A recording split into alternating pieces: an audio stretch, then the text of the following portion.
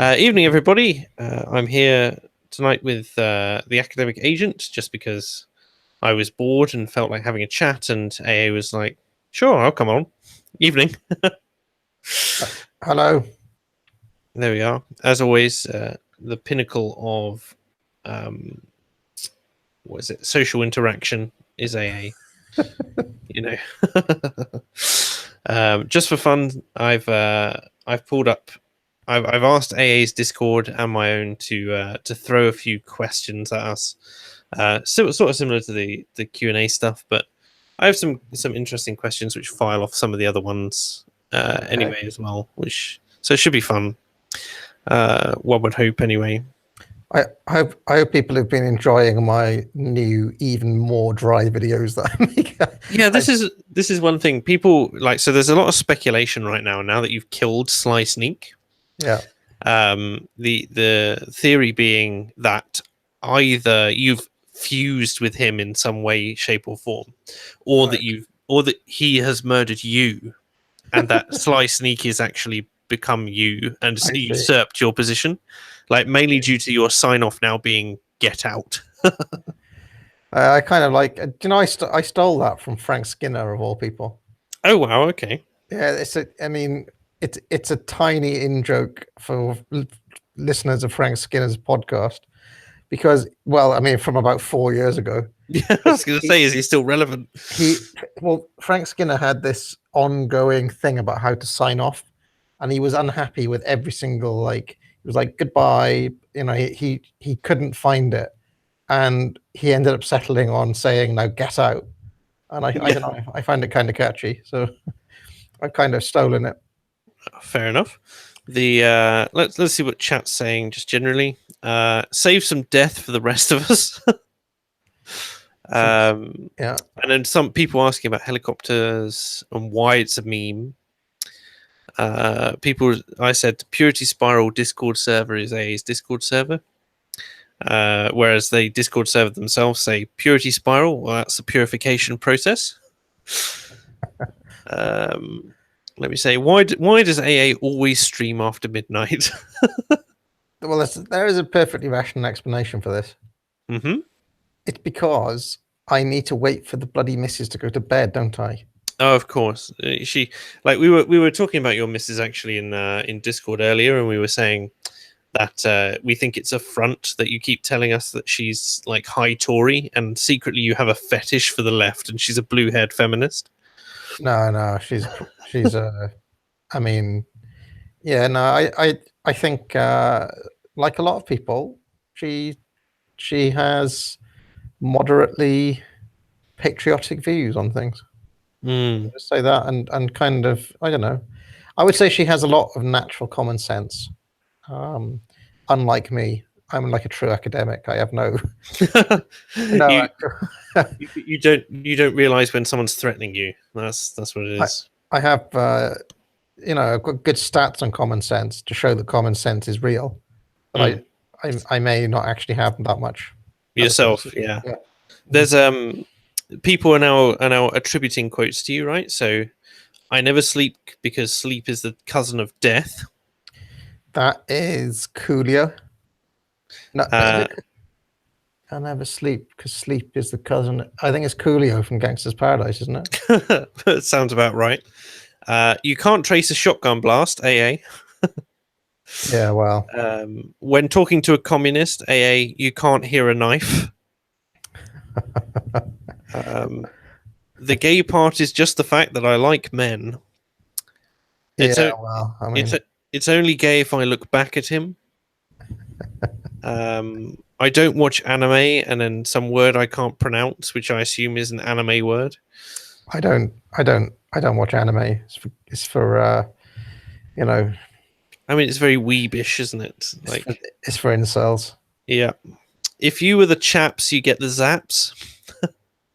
Gosh. I'd rather have martial law over Jeremy Corbyn. True.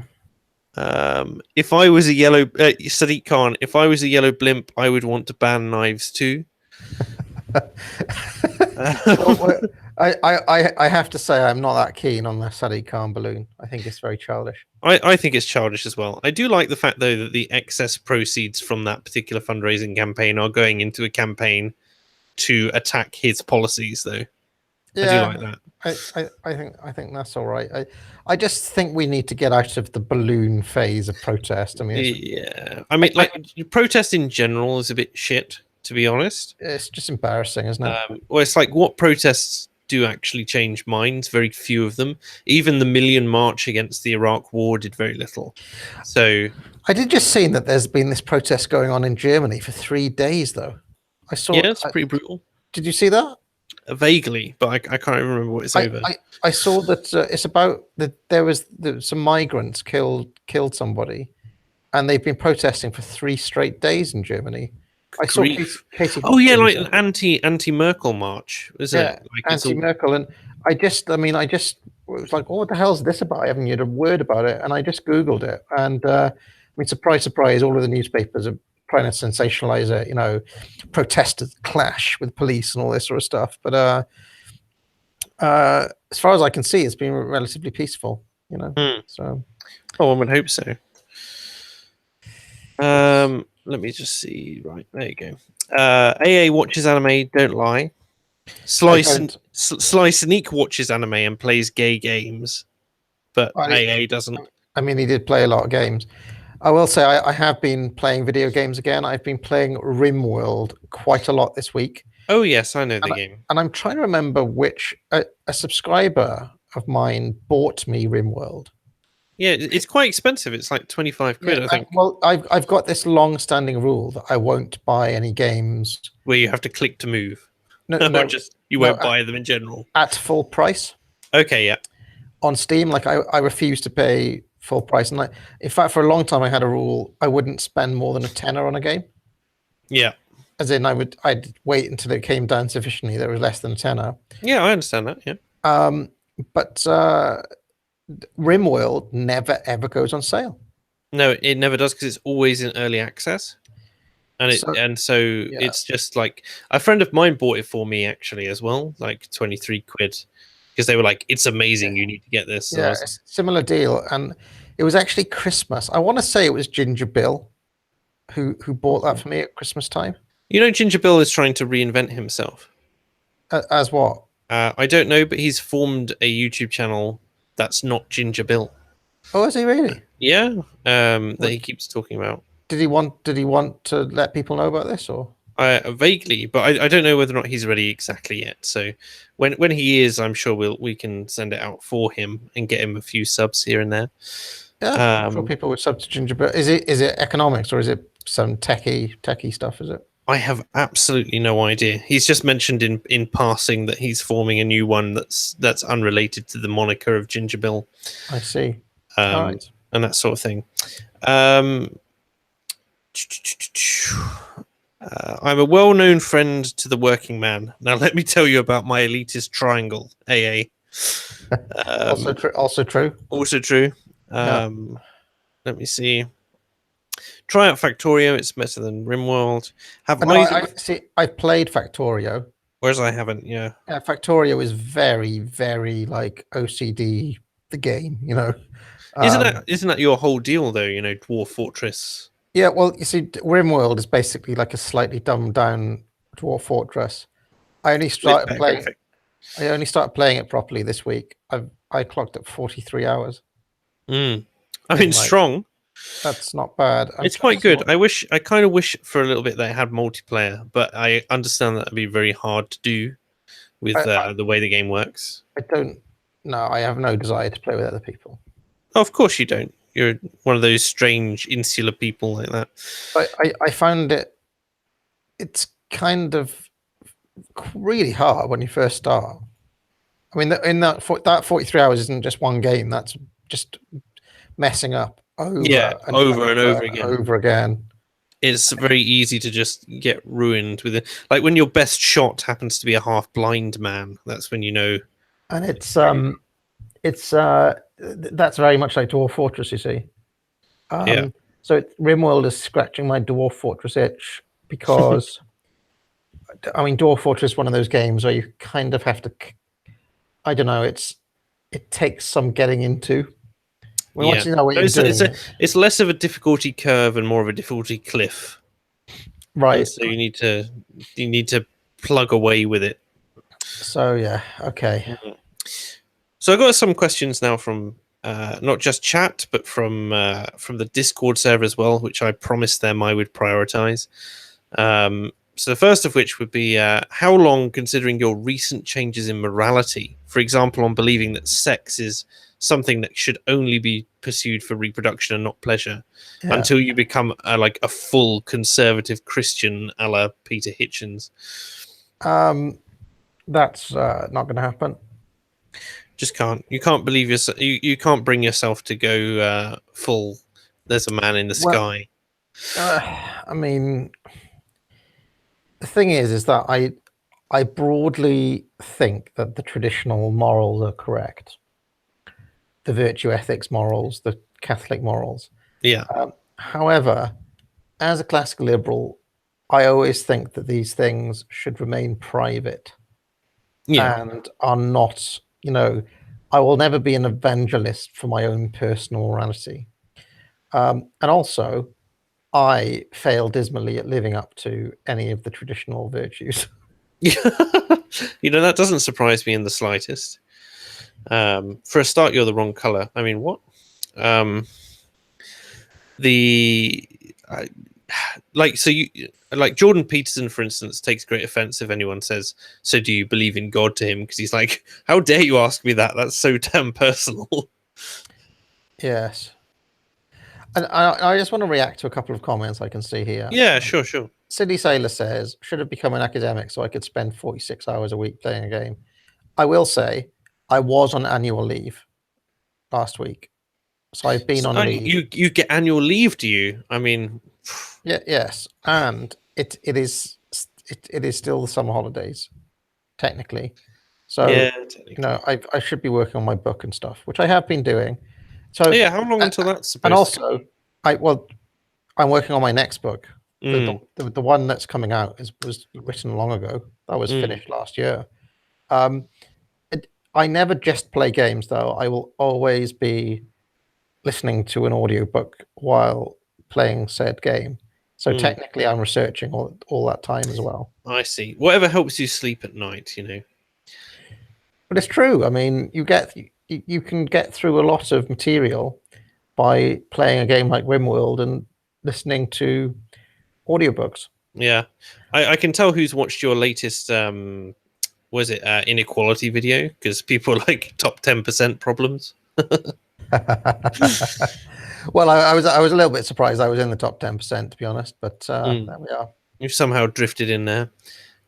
Sex is not for pleasure, only said because he has to justify not having any because he's married now. Well, it could be said because I could be trying. So I'm currently in a position where I could justify this because no matter how many times he does it, he just can't help enjoying himself. That's the trouble. Even though he doesn't want to. But it's moral because it's for babies. Yeah, obviously. Yeah. You take any pleasure is a byproduct of the reproductive process. Mom, I'm not playing games. I'm doing my research. Doing it for duty. Yeah. No wonder Mrs. AA goes to bed early and AA stays up. Sex for pleasure being immoral. How does an English professor write a book on confirmation bias, AA? I remember a very old tweet of yours mentioning that. Because I'm interested in confirmation bias and evolutionary psychology and we noticed you snuck a little bit of that into your latest video. Moral philosophy as well. I mean, all these things are connected, right? Because my heavy interest in economics somehow comes out of the research I did for the book that's coming out in about 25 days. And the next one after this, my next book is a book on economics. It will be for a publisher it's actually with their economics department. So Do you find that after the first book, it's easier to write the next one, or that each one sort of is subsequent thing? Because I know the Britisher has written unpublished novels, and I've written an unpublished novel, but like the idea of writing another one just seems like a headache. I would say a non-fiction book is a different proposition because it's all about its research, and if you think about it, each one of my videos is like a little essay, right? I would say the script for the average AA video is about 2,000 words. Yeah, that sounds about right. Right, Yeah. and the script for the average monograph is about 90,000 words. Yeah. So how many videos is that? That's only about 18. About 18 videos. Is it 2,000? No, that's not enough. 45, isn't it? If it's 2,000. That's divided by 2,000. All right, so it's about 45 videos. Yeah. Worth of stuff. Now, you know, when you're as efficient as researching as I am, that's not that hard. So yeah, fair enough. I mean, but also don't forget that every video I'm doing, I'm not wasted. Like this, some of this material that I use will crop up in other stuff I write. Yeah, it's easier to do when you've got like a broad base of facts that just come to mind easily. I know that I'm always surprised by if I do a quick video, how short it ends up being, and if I do a properly fleshed out like a 10-minute video, I'm surprised how many words it ends up actually being. But there you go. Like you can't. There's only so much you can flesh out by speaking at a measured pace. But certainly my rant videos are. And like, I can see some people asking like how I cross over into unrelated fields, or well, the thing is that I'm interested in ideas rather than in any one discipline in particular. And I actually do question the disciplinary boundaries a little bit. Like, and the more you get into each thing, the more this becomes obvious. Like, it's difficult to be into economics without also having an interest in history and politics, history and politics, and philosophy. I can see a lot of people in chat are asking when you're going to self-docs effectively, so that people can read your books. I'm working up to it. Yeah. I am working up to it, but right. I know you're considering switching your Twitter handle so it's your public. Yes, but I have to be strategic about the way I do this, because and I'm mainly worried about leftists and how dishonest they are and how nasty they are. So yeah, I mean we've all seen what Ray can be like. Yeah, well, she's probably the least one. So I don't think Ray would ever dox anyone. No. I think she's a bit pure-esque herself, but it's if I did it, I will probably do it in the middle of a video, because it's the one thing that leftists don't do is watch. They don't actually watch videos. So let's do that. Do you have any thoughts on China from a geopolitical or economic perspective and its relationship to the West? I think we're too dependent on China personally, but well, it's a mutual dependency. If they no longer, you see, the thing is that China cannot replace the money they take in from selling their stuff to us or to America. So if we or America stop buying their things, they cannot replace that income. Do you see what I mean? So yes, China could cause us a lot of problems, but we could also crash their economy like that. They could crash ours too, but this is why trade is a good thing, because it makes war structurally very, very, very, very difficult. So I think China is less the dependency on on Chinese labor. If we invest heavily into automation, as we are doing, and as we should, some of that manufacturing stuff can come back over here, so that we'll be a little bit less dependent on them. Yeah. But in the meantime, as long as we are dependent on them, there's nothing they can do really. No, it's sort of a sort of forced business relationship now. There are some issues created by the Chinese Communist Party, Yeah. which are causing systemic problems in the West. Because I what agree, but I think that the Chinese communist system will self-defeat in the end, if that it, makes sense. so it's less about their own, like what it's doing to them. Obviously, they're shooting themselves in the foot. They're subsidizing. I mean, they're subsidizing cheap iPhones and products for me and you. That's what Yeah. the Chinese government are doing, Hmm. and that's great. We're laughing. We can live off that forever. Fantastic. If you want to treat half of your workforce like slave labor and do it under the boot of the state for my benefit, knock yourselves out. But the problem it's creating is that in China they do have some limited free enterprise. Like you can set up a company in China and make some money. Okay. Yeah. The only issue with the main issue with companies in China is that if you are foreign operating, you have to so if you want to bring your company to China, you have to give over a portion of your intellectual property to the state. Well, this is what it is. Once you get so big, if you do really well, and if you Mm, do really well, and you mm, start making millions and billions, the Chinese government will just step in and just go, mine. yeah. That's mine now. So what happens is that these people who make these companies, they need to find a way to get their assets out of the country so that the government don't seize it, And and that's where they run to places like Canada and Russia yeah. and London, and they One start buying up land. mm, And this is the knock-on consequence it has for us one because of they're the distorting our markets. Yeah. And one of the interesting things as well is that despite the communist system being supposedly pure, it's so corrupt. I had a friend who used to, like, when people who buy or use those little free mobile games that like spam an ad at you every time you open the app or whenever you fail or complete a game, that sort of thing.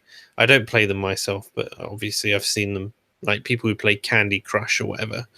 And he wrote the code that basically puts that ad in front of you. And but the system is so corrupt. He was living in China because it was the easiest way to get access to spamming it out there for loads of, because like Chinese apps rise and fall much quicker than Western apps. Like there tends to be a Western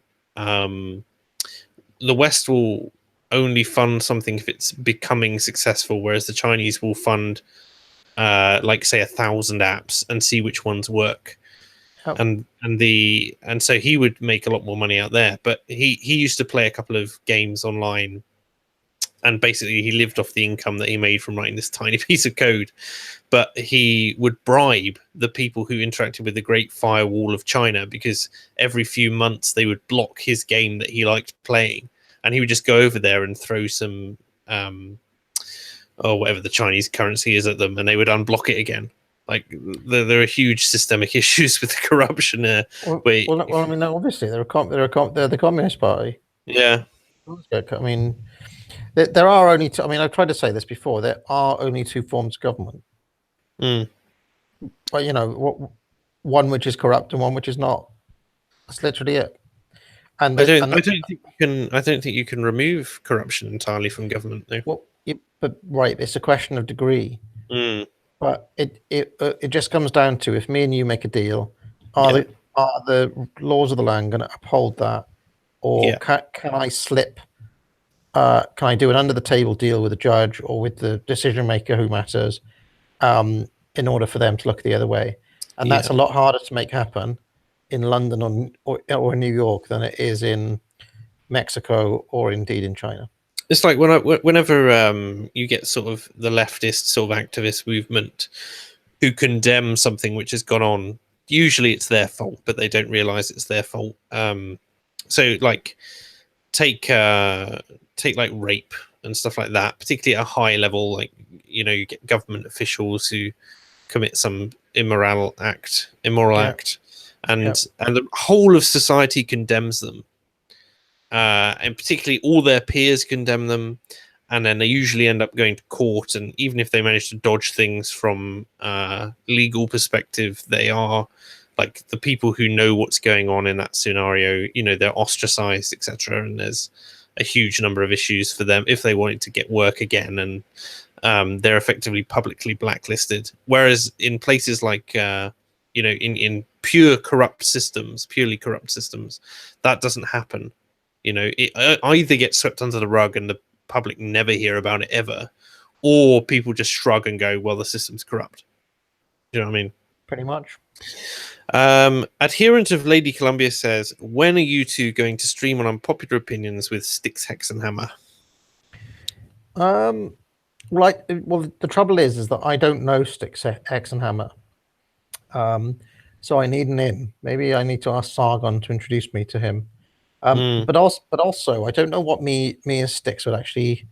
Don't we agree on everything already? Isn't he a Mises guy? Isn't he a? I don't know. I haven't watched too much of his stuff, but you think that maybe it might be interesting to see what happens when the two of you gang up on Britisher.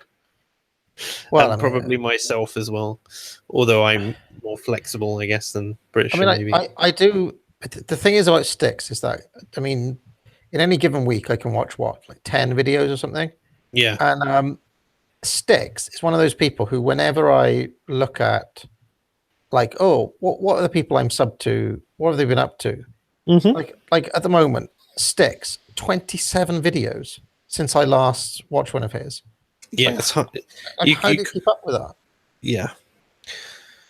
I guess it's just his full-time thing, and he has a committed audience who tune in every day. Like I know guys who do, like, anyone who does daily uploads. I find it really hard to keep up with. 34 videos since. I mean, I can't. Yeah, I think I had a similar thing actually, where I checked V the other day, and it's like I look at V stuff relatively frequently. But yeah, he had like 8 videos out in 3 days. I can't. I mean, I don't know. Because I go on supply and demand, I always think that it's possible to screw the pooch with oversupply. I could saturate. Yeah. Like people. I felt I did it a little bit before I went away. Do you remember I was like, I'm going to be going away for ages now. Yeah. This was you went for like 3 weeks. You went away. This was before I went to the Mises Institute. Yeah. And I was like, right, I'm going to front load this because there's going to be nothing. But I even felt that during that time when we front loaded it, that I was uploading too much stuff. And people were like, this is too much AA for me. Like about 3 or 4 videos a week is enough. I don't know. Like I suppose it depends, right? There's got to be a point at which, because I know people, it depends on the content, and I think having really dry academic content tends to be, and particularly quite long form content as well, tends to you tend to get that sort of over saturation, shall we say, of someone. Whereas I know someone that, like, there's a couple of guys I follow and they do daily uploads and they haven't taken a break in like 3 years. Like they've had 2 days off from daily uploads, and it's really interesting because when they don't upload for a day and you go, huh, that's surprising. But in order to keep that consistency, they'll pre-record stuff sometimes and put it up. But some of them you get really tired of. Some of them you definitely don't, and you look forward to seeing like whatever they've been up to for that particular day. But they tend to be quite disconnected subjects, or it's a particular series that you watch. So you don't watch all of their content, but you watch one thing once a week. So I guess it depends. If you're doing stuff on the same topics all the time, so for instance you're really economics focused, and so let's say you were doing daily uploads and you were doing 5 videos on economics a week, like I think that would be too much. I just think for myself I wouldn't watch that because it would be too dry and too that. Some people in your Discord will be crowing over that and going, oh, I wish he would do 5 videos a week. But yeah, I just go, it is easy to become oversaturated, and you want to keep, I guess, for the sake of YouTube and algorithms as well, that consistent viewership as well. Because you notice that with things like when Britisher does his The Week That Was, and then he did for a couple of weeks split it down into segments and re-uploaded the segments. And because most people were only there for The Week That Was, he was getting much lower viewership on the segments, and it wasn't really worth doing. Do you know what I mean? Yeah, I mean, the thing is that if it's a different thing. So the economics videos will always get a lower. They cater the Well, they're more niche, aren't they? They cater to the core audience, right? Because normies like you don't have the fortitude. The fortitude to go through, especially when the more stats heavy ones. And I appreciate they can be a bit dry. I like your content and I don't mind it. Sometimes, like, it's not what I'd listen to it late at night though. Do you know what I mean? But if I wanted to just absolutely smash it and sell out totally, all I do is labor hit pieces. All my top view, all my yeah. Sadiq Khan this, Sadiq Khan that. Here's Jacob Rees-Mogg doing stuff. Anything politics is the thing that I don't like. The trouble with politics is that it gets partisan very quickly, and I'm not a group guy. Like I'm not on the Tory side. You know what I mean? No, I'm not a team player like that. I'm up for the ideas and for sound economics, but it's not like Team Red versus Team Blue. Yeah. Do you understand what I mean? Yeah, no, it's like it's a bit more like economics is more non-partisan. It's just that Labour's fucking it up more at the moment. Right now, I have to. There is a bloody mosquito in here, right? And it's coming close to my ear. You know, and I'm trying to. Is it a ray mosquito? I need to get rid of this. Yeah, sure. I'll go through chat messages in the meantime. Yep. If you hear banging, it's me trying to kill a mosquito. Yeah. Let me see. Ghost cities are a funny thing. Middle class is growing in China. Yes, it definitely is. If there is no singing from AA, I'll hit the dislike button. Well, there's always one dislike, you know. I always get one for some bizarre reason. People just seem to want to do that. 42% of gamers are mobile gamers. I mean, I'm surprised it's that low, to be perfectly honest. Everyone games in this day and age, whether it's on the tube or if it's just away anywhere. Like, I think it's a much less niche hobby now than anything else. Do an interview with Styx. We'll have a talk with that. There's never enough AA. Yep, it's good to know. We enjoy 3 to 4. Blah blah blah. Thoughtful people should be spiteful contrarians. I mean, if you think about anything like, I was watching a Tim Minchin sort of one of his shows the other day, and he does a song called "On the Fence," and it's like a tribute to people on the fence and realizing that the people like Gandhi was actually a bit of a racist and stuff like that. And you just go, yeah, the purity side of things and realizing that people have vices and that no one is perfect and that sort of thing, like, means it's possible to talk about something about anyone you want to, really. I mean, it's very easy to criticize. I don't know where this mosquito's gone, right? But I'm now in that paranoid phase where I'm itching all over because I don't know where it is. Oh, and you think it might be under your shirt or something. Oh, I hate bloody. Tell you what, if I could just nuke any creature, the mosquito, they got no right to exist. How did you travel through Africa, to be perfectly honest? I've seen more of them here, to be honest. Because don't forget, it's technically winter in Africa, so there was less of them around. When I went in Africa. Went in winter, sorry, and it was still 26 degrees.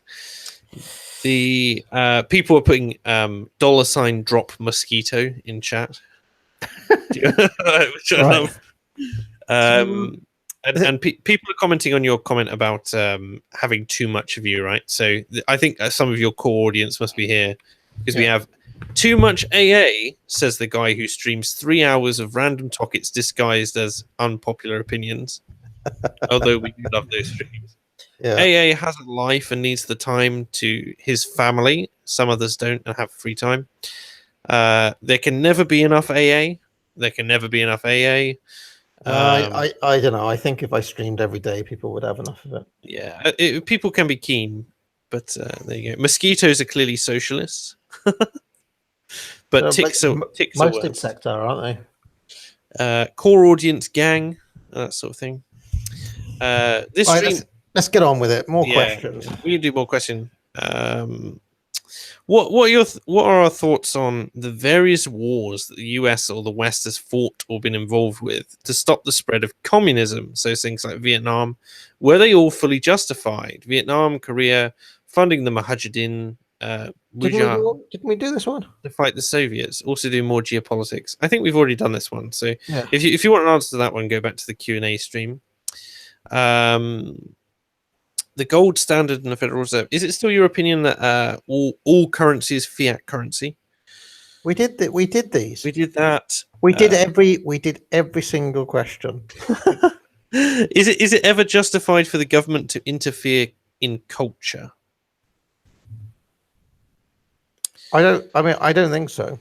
No, but it's hard to know how, like, aside from instantiate, so the only thing I can think of in recent history that the government has interfered in culture with is regards to this sort of like the gender separatist movement. But you also have like the legal thing of like anti-discrimination laws. You could argue is interfering with culture. In Britain, the government has interfered with culture continuously since about 1950. I'm sure Through the BBC. Like, why do we have a culture secretary, for God's sake?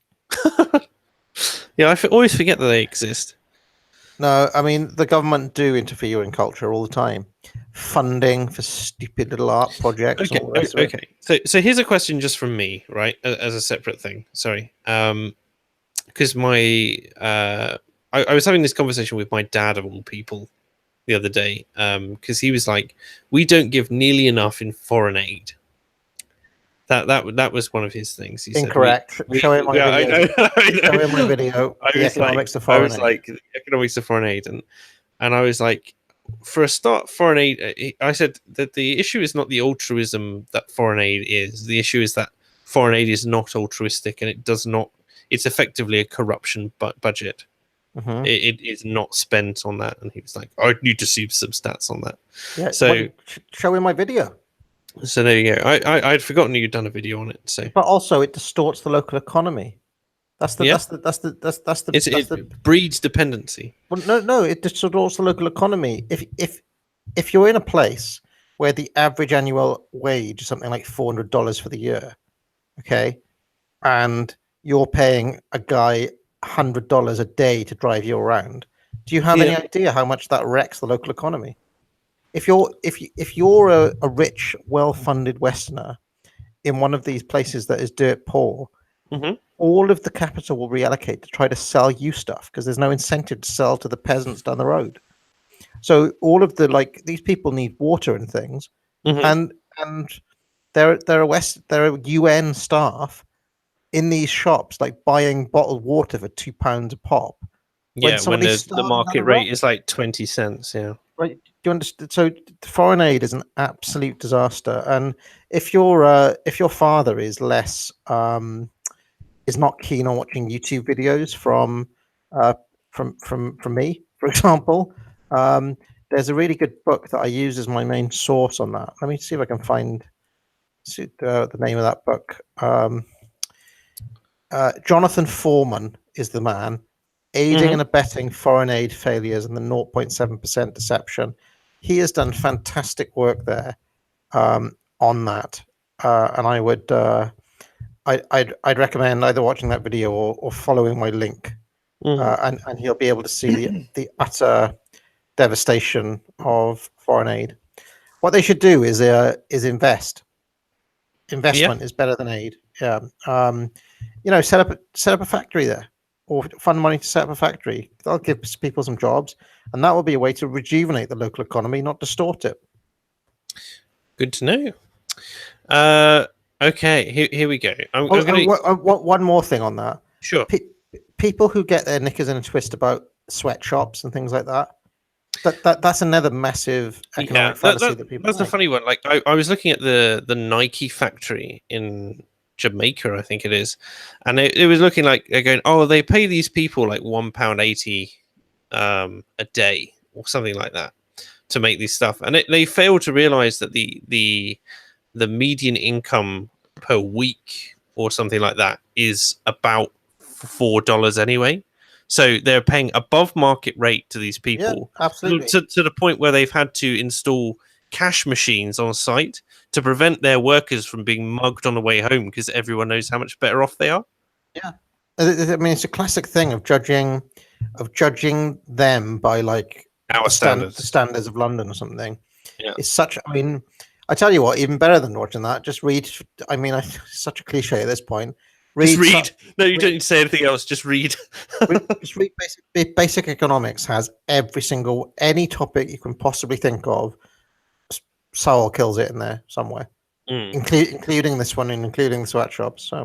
So going back briefly to about the state interfering in culture, Reset Lemonweed says, how can the state educate the public without influencing culture? Well, I mean, my question is, why should the state educate the public? I'm not that keen on the state educating the public. No. So it's a big... Yeah. Let me see. No wars are justified. We should hand over our weapons to the enemy and hope for the best. Jeremy Corbyn. Somehow I don't think that's a real quote. But there we go. Who do you think was the best Labour Prime Minister in the UK? I mean, that is a very difficult question because it's an oxymoron, isn't it? What's the best of the worst? Where's the question? I may regret saying. Let me have a look at. You're going to say Attlee, although he's brought in your much hated and maligned NHS. No, Attlee did more to wreck this country than any other. He's one of the worst people ever. And it's an utter disaster that he's held up as a great prime minister because he's set up so many systems that are now like a kind of noose around this country's neck. You know, those things that he set up have been very, very difficult to get rid of. Sorry, people in chat are saying that Theresa May is the best Labour Prime Minister. They haven't had many, you know. No, I don't think so. Like the Conservatives have had a hold for like most of the last century. But you know, the Conservative Party are the most successful political party in all of history, any country. You know that? No, I don't know it. Didn't know that. They're electorally the most successful party of all time in all democracies. I'm having a look. Joe Neverton says, whilst you're looking at that Attlee had the best propaganda ever. He'd be a solid video topic if you're interested.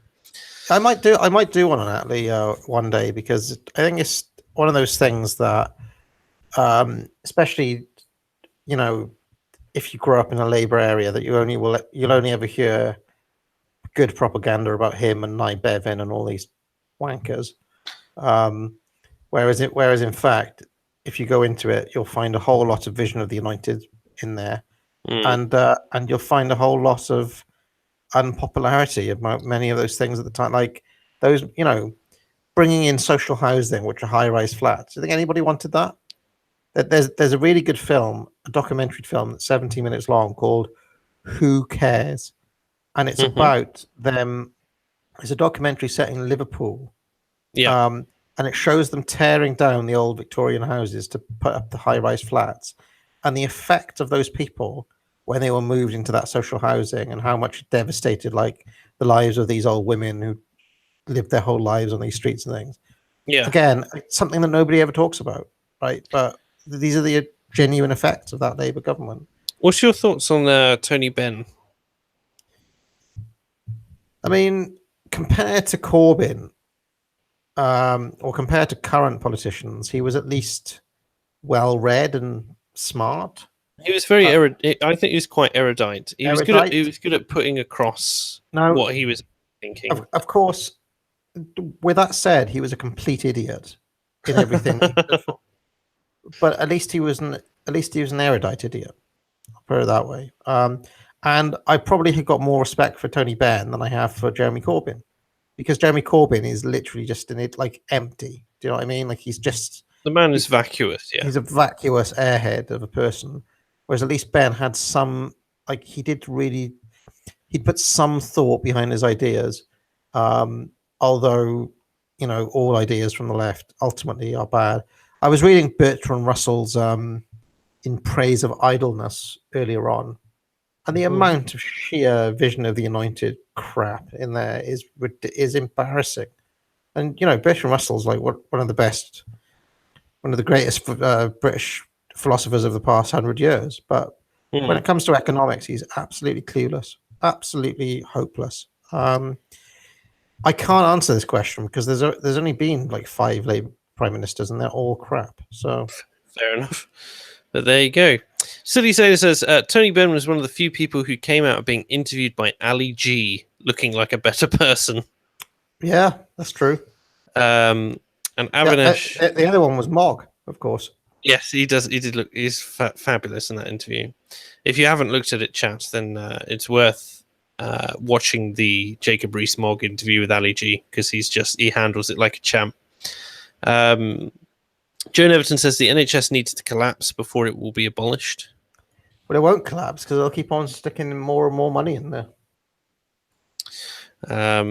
I'm sure that's a whole topic for another day. What do you think, interestingly, about non-government backed currency? So things like cryptocurrency at the moment. Take Bitcoin, for example. Mm-hmm.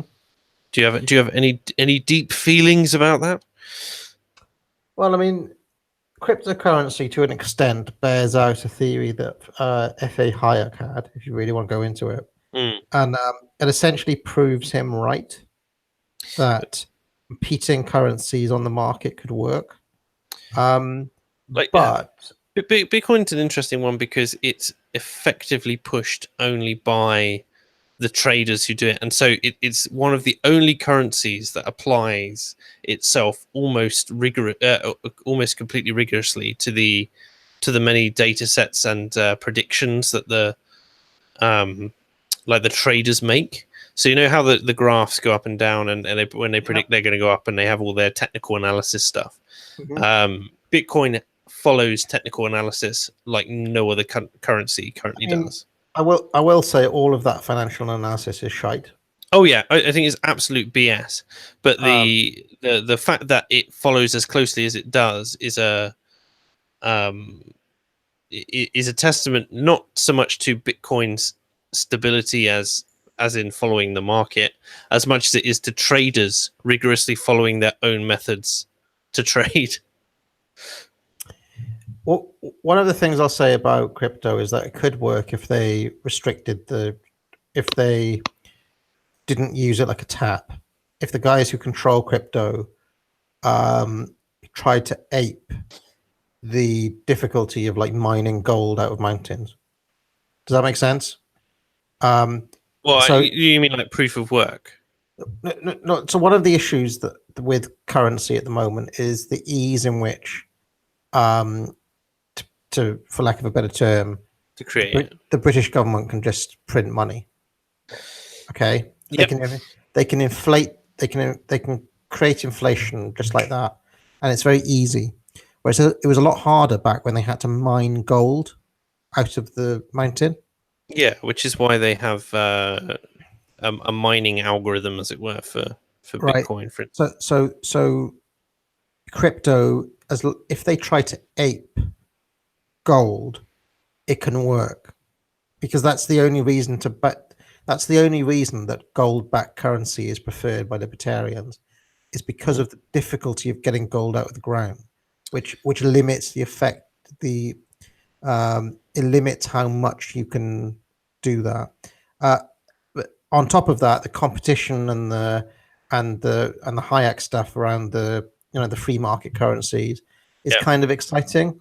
I think in reality, we're already seeing that the Bank of England, the Fed, and so on will just, they'll stamp on these. That's why in the mainstream media and statements by the Bank of England, they're already like, oh, crypto's bad. It's bad. Yeah. I know a lot of people don't like it.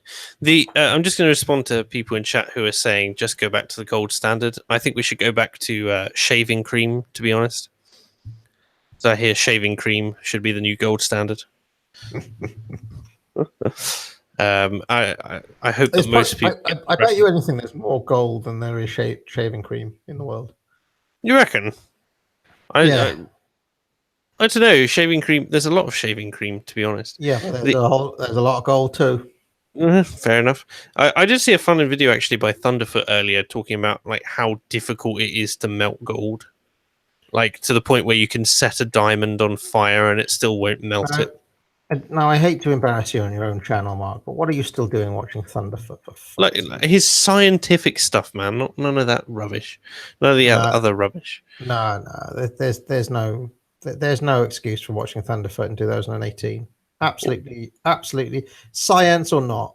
I dodged all that drama-ish skeptic BS, and now I'm just like, you know what? If he puts out a decently edited like video on a mass spectrometer or whatever, I'll give that a watch for interest's sake. Sickening. Fair enough. Like you can. It's not like your opinion of me can drop any lower. To be honest, look at his neck, for God's sake. I don't think I've ever seen him. Right. Okay. Do you believe the NHS is mainly privatized right now, right? No. Large portions of the NHS have been privatized and farmed out. I think the statistic that I hear a lot is that it's approximately 70%. I mean, you're welcome to refute that right now. No, well, I mean, it could be a private company who's providing the service, but as long as it's being funded from public coffers, it's public. Sure. Oh, okay. Well, we'll go off that premise then. Do you believe that the NHS could be privatized properly in the foreseeable future, and if so, how? Because I don't see it. I cannot see the UK government. I mean, bear in mind how badly Thatcher's government messed up privatization of anything, and Thatcher would actually read Hayek, right? Now imagine Theresa May and Philip Hammond trying to do it.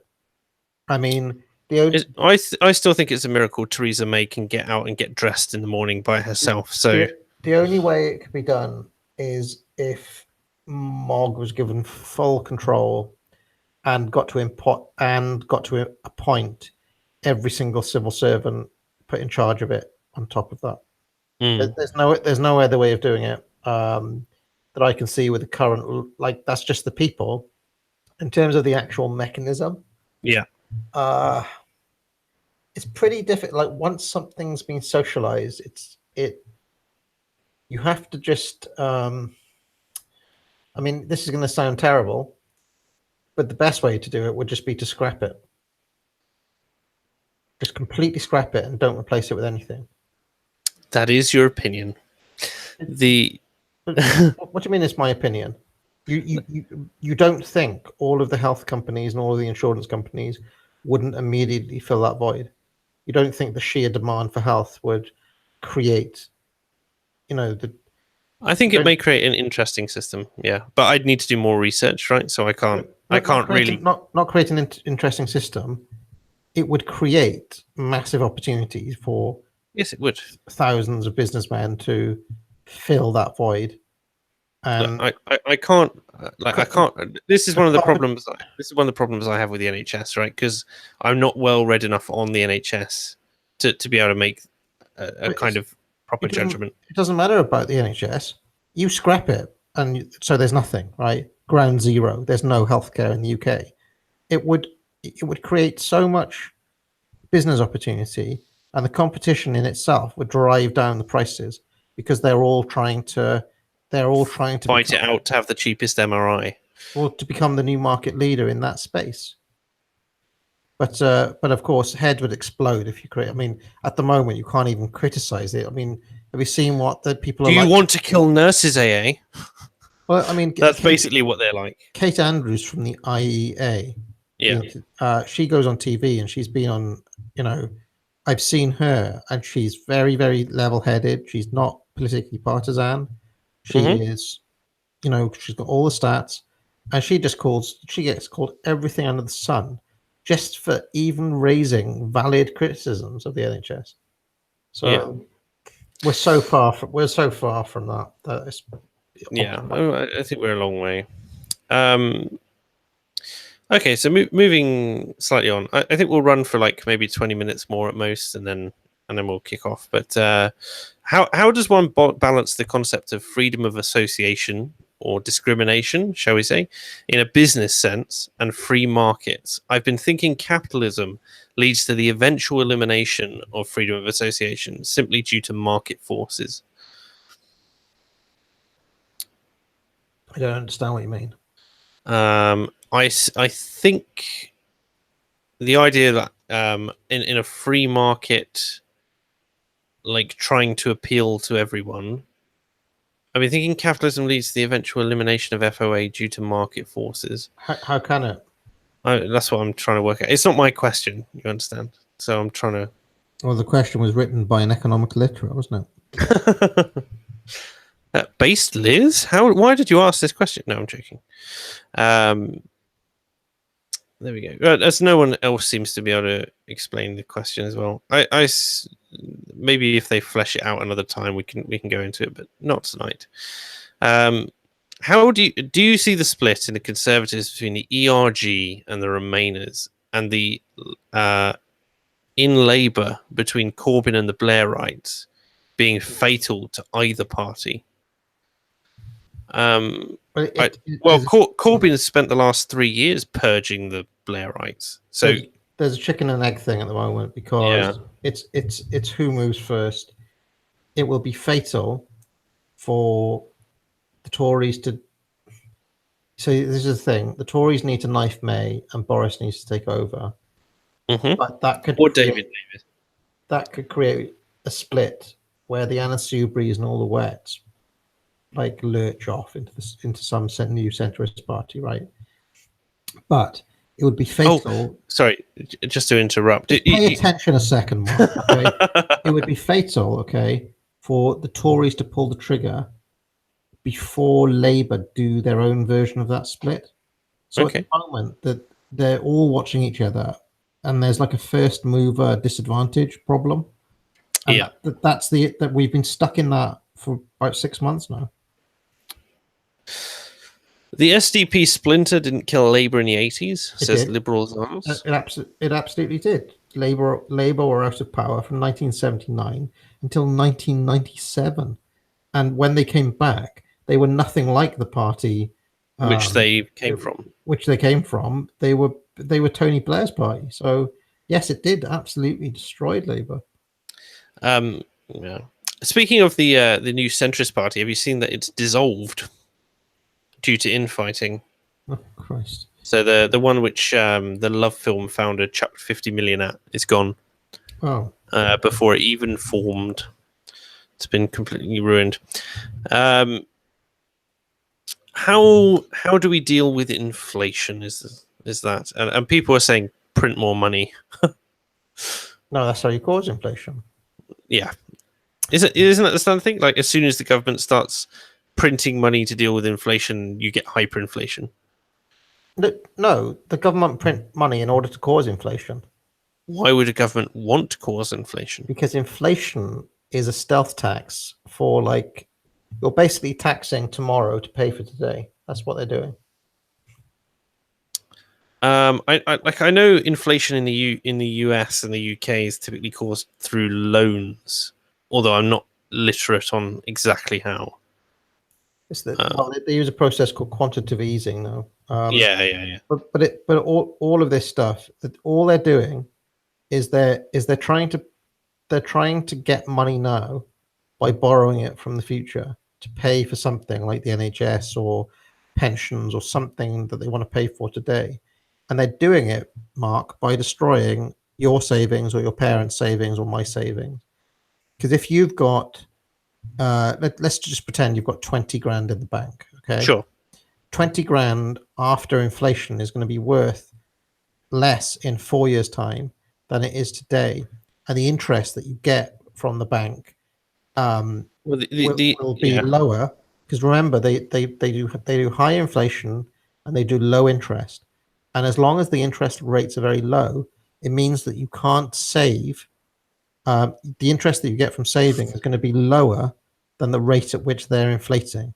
So they're basically Yes. hitting the wallets of anyone who's saving, and this is based on Which the is whole. why this is why investment is better. It's This always is better. this is the whole Keynesian thing of everybody must be consuming, everybody must be spending all the time. Spend, spend, spend, even if you have to borrow, spend, spend, spend, because that's their demand version of the economy. And that's been the way they've run things for a long time. The interesting stat that seems to hold up over time in terms with inflation, or certainly over the last 100 years, has been if you have the stat that I'm given is if you have £1 million in today's money, then in 40 years' time it will be worth 4 times less. That's right. That was the one. So it was like in 1980ish.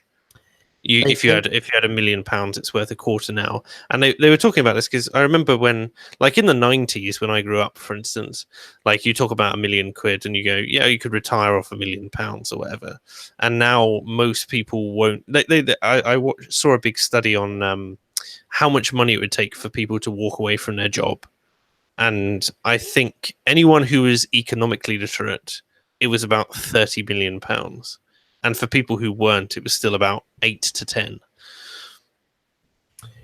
One of the things, because everybody's saying, yeah, who would save now? You'd have to invest that. Now that's true, but it misses the central Austrian insight that in order to invest, you need to save. And this was another one of my do you remember my video with British Airways GE? Oh yeah, a little Right, while back. right, just with the coffee. In fact, Yes, yeah, with the coffee company, which he was very upset with no, because in fact, before the coffee company, he was the government employee, and I was trying to show you how.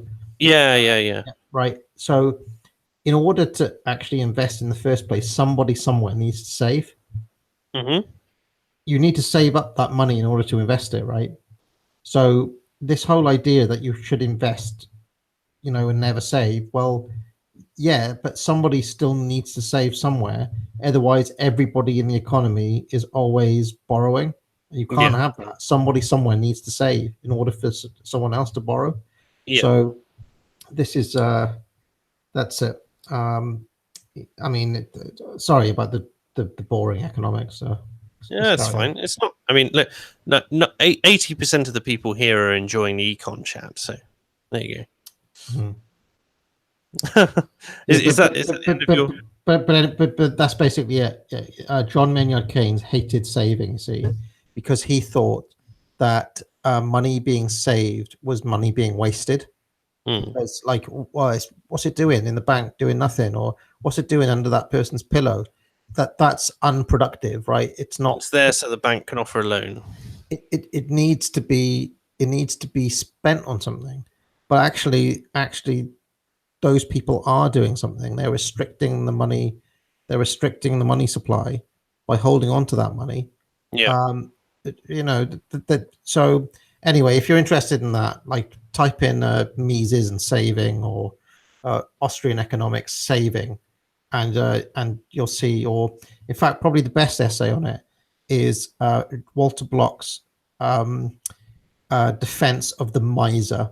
He's got a book called Defending the Undefendable, where he goes through all like the undesirable types in society. Like there's a chapter on the pimp. There's even a chapter on the man who cries fire in a theater. Well, okay. Yeah. And he defends all of these people.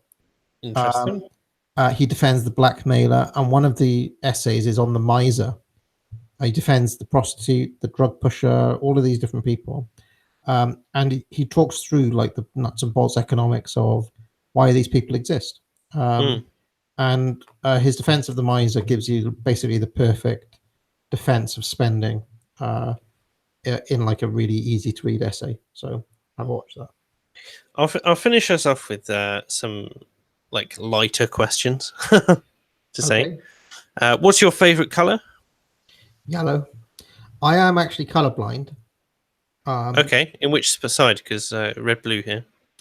So I cannot tell the difference between a certain shade of brown and a certain shade of green.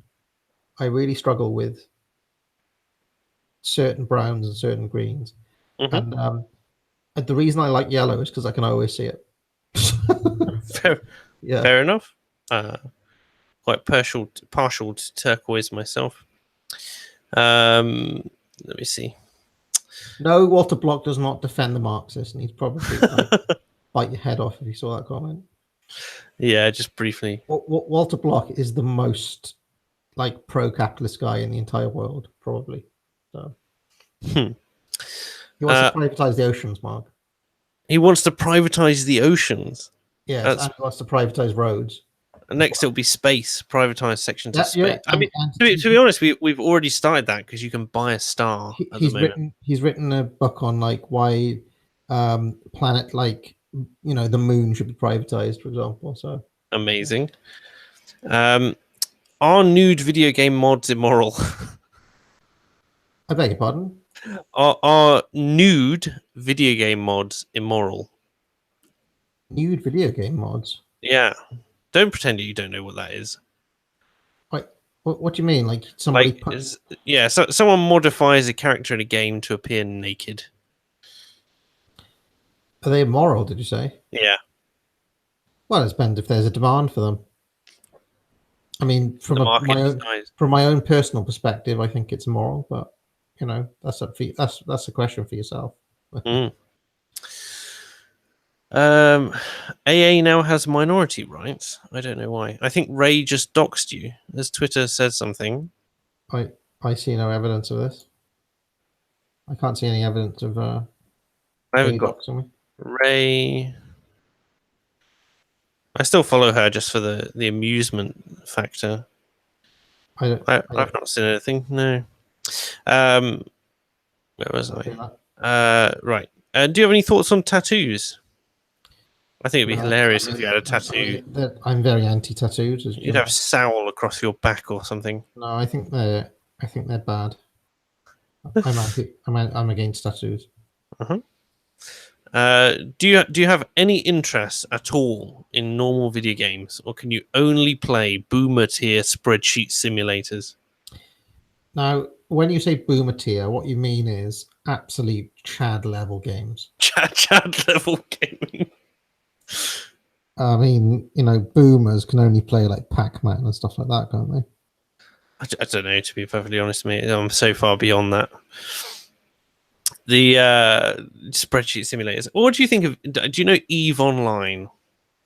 Because that's known as one of the ultimate spreadsheet simulators. Yeah, but it's online. I won't play a game that's online. But for every hour, like it to the point where it's been used by economists as a microeconomy, like to perform little studies on. You have to interact with people in there, don't you? I mean, not really if you don't want to. I mean, you get to interact with large faceless corporations. If the mosquitoes back. It's back. We're wrapping up in a minute anyway, aren't we? Yeah. Just a second, and then we'll be there. So I'm gonna upset people, but I'm gonna scroll through and just do 2 more questions. Let's put it that way. Will Mark get your channel if you die, AA? No. Not in a million years. And I would leave it. I would leave my channel to Baseless, to the Mises Institute, so economically literate people could use it. Yeah. And tied onto that, can Mark inherit the Sly Sneak Discord? Is there even a Sly Sneak Discord? I didn't think there was. Is there? I have no idea. I do have an idea for Sly Sneak as a channel to be a channel for guest videos and things like that. Yeah, the academic agency or whatever you wanted to call it. Yes. Let me see. Will you become a Christian when you realize the invisible hand is God's will? Nope. I didn't think so. And okay, let's do the last question then. And it's a history one. Did Bomber Harris do anything wrong? #Glass Germany. I don't actually know I don't actually know much about Bomber Harris. I've seen he's been like going around a bit recently. Why is that? Basically, Master Brew did a video on him. Right. Although people have responded very quite like mixed bag. Some people very negative about it because they're Why? basically he used to criticize both sides and they think he's gone a bit high Tory. What Bomber Harris criticized? No. Sorry, Master Brew did. He's like purged his channel now of all his previous content. But yeah, I think he's only got like 3 videos up or something. But Why is that? I have no idea. I haven't been following the controversy. I just know that his subscriber base is quite unhappy with him about it. Look, I'm on his channel now. Yeah, He's got loads of videos up. They're all there. he might have restored them then. I have no idea. It's all Peter Hitchens talking about abortion and stuff like that. I don't know, mate. I don't know. They're all, I can see they're all there. I mean, I did watch that Total War Bomber Harris one, but I don't really know what it was about. No, I don't know why people were hating on it quite so much. What did Bomber Harris do? He bombed some Well, Nazis, he was Bomber Command, and therefore he was responsible for the wide bombing of civilians across Germany and that sort of thing. And he was quite an intolerant man who had an iron will for doing it, and was basically like, if you won't bomb Germany, like then he was like, I'd rather bomb a million Germans than lose a British soldier and stuff like that. That was the kind of his kind of attitude. Isn't he bombed Dresden as well, which is like the largest civilian bombing of the war for the British. Isn't he a war hero though? Yes, by the definitions of the fact that he had a large scale effect. But he was responsible for things like the bombing of Dresden, and there's a lot of controversy about whether or not Dresden was justified because it wasn't a strategic target in the same way it was purely a morale blow. People are like, yeah, Dresden became Dresdead, and that was the city which had a firestorm about it. Oh, I see. There's a lot of stuff about is he a war hero or a war criminal? Yeah, basically. Tailed Feature is here and asking, will I beat AA in the Cyberpass quiz? He did nothing wrong. I'm just going to go on record. You're going to go on record and say Bomber Harris did nothing wrong. Well, I mean, you said that. I didn't say it, but no, you definitely did. From what I can see, I mean, you're in a war against Hitler, on a moral compass in which the nuking of Japan was justified to end the war. I think Bomber Harris did nothing wrong. There we go. So on that note, I think we're going to end so you can kill a mosquito. Yes, and I don't know where it is, but it's around. Menacing, aren't they? Well, yeah, and they have a nasty bite, which will leave a massive mark. So it's worth just murdering them as soon as you find them. Thank you very much for joining me this evening, AA. It's been a pleasure. Thanks a lot. No worries, and I'll catch you all later in the week, probably on Wednesday for Unpopular Opinions. I should be off the bench this week. I can't remember. There's the bloody right. Hold on. You kill it. Right, I'm going to end the stream. Whilst AA goes into a little spurg and kills things. Absolute pleasure. Thanks for joining us, chat. Take care and good night.